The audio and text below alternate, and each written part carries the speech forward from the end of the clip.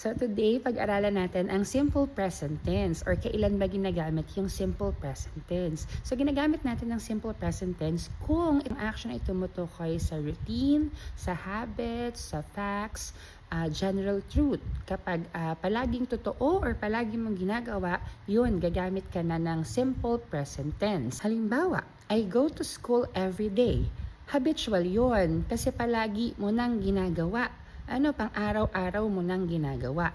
Another example, she studies at night. Tuwing gabi, nagiging routinary na yung action.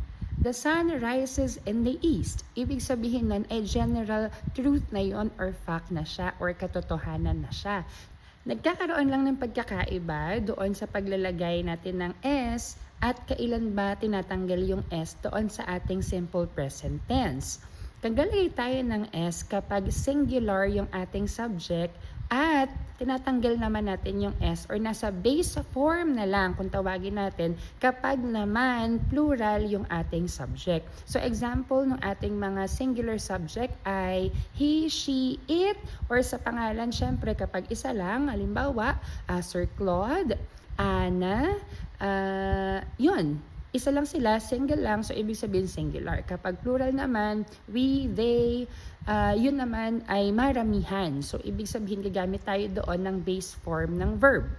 Halimbawa, she eats breakfast. Bakit eats may S? Kasi nga, she yung ating subject, isa lang. Kaya maglalagay tayo doon ng S. They go to the mall. Go ang gagamitin mo kasi nga marami yung iyong subject. Okay? So I hope may natutunan sa ating quick tutorial.